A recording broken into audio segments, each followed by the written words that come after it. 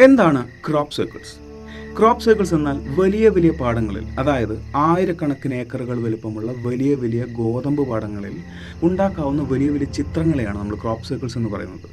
ഇത് മനുഷ്യനുണ്ടാക്കിയതാണോ അതോ പുറത്തു നിന്ന് ആരെങ്കിലും വന്നിട്ടുണ്ടാക്കിയതാണോ എന്നുള്ളതിൽ ഇപ്പോഴും ചർച്ചകൾ നടന്നുകൊണ്ടിരിക്കുകയാണ്. ഈ വലിയ വലിയ ചിത്രങ്ങൾ നമ്മളിതുവരെ കണ്ട് ശീലിച്ചിട്ടുള്ള ചിത്രങ്ങളല്ല. ഇതുണ്ടാക്കുന്നത് ഈ ചെടികൾ ചാഞ്ഞും ചെരിഞ്ഞും വെട്ടിയും ഒതുക്കിയൊക്കെയാണ്. ഇതിൻ്റെ വലുപ്പം അറിയണമെങ്കിൽ നമ്മൾ കുറച്ച് മുകളിലേക്ക് പോയിട്ട് കാണണം. ഇതിൻ്റെ തുടക്കം വരുന്നത് 1678 എന്ന് പറയപ്പെടുന്നു. അതായത് ഇംഗ്ലണ്ടിലെ ഹാർട്ട്ഫോർഡ്ഷയർ എന്ന് പറയുന്ന ഒരു സ്ഥലത്ത് ഒരു കർഷകനുണ്ടായിരുന്നു. കുറേ കാലങ്ങൾക്ക് മുമ്പ് നടന്ന ഒരു കഥയാണ്.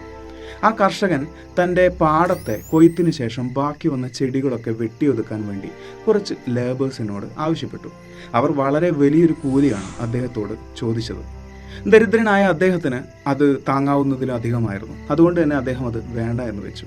എന്നാൽ അന്നേ ദിവസം രാത്രി അദ്ദേഹത്തിൻ്റെ പാടത്തു നിന്നും വലിയ വെളിച്ചവും ശബ്ദവും ഒക്കെ കേട്ടു തുടങ്ങി. എന്താണെന്ന് അദ്ദേഹത്തിന് മനസ്സിലായില്ല. പിറ്റേന്ന് രാവിലെ നോക്കിയപ്പോഴാണ് തൻ്റെ പാടം ആരോ വെട്ടിയൊതുക്കി വൃത്തിയാക്കി വെച്ചിരിക്കുന്നു. അത് വൃത്താകൃതിയിലും തന്നെ ആയിരുന്നു. ഇത് കണ്ടപ്പോഴാണ് അദ്ദേഹത്തിന് തോന്നിയത് തൻ്റെ പാടം വൃത്തിയാക്കിയത് ഒരു പിശാചാണ്.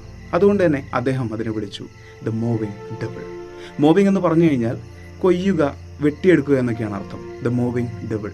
ഇതൊരു പിശാചിൻ്റെ പണിയാണ് എന്നാണ് അദ്ദേഹം വിചാരിച്ചത്. അദ്ദേഹം മാത്രമല്ല, അന്നും ഇത്തരത്തിലുള്ള കാര്യങ്ങൾ പിശാചുക്കളാണ് ചെയ്തിരുന്നത് എന്ന് വിശ്വസിച്ചിരുന്ന ഒരുപാട് ആളുകൾ അന്നും ഉണ്ടായിരുന്നു, ഇന്നുമുണ്ട്. ഇന്ന് പിശാചല്ല, മറ്റാരുമാണ് ഇതിൻ്റെ പിന്നിൽ.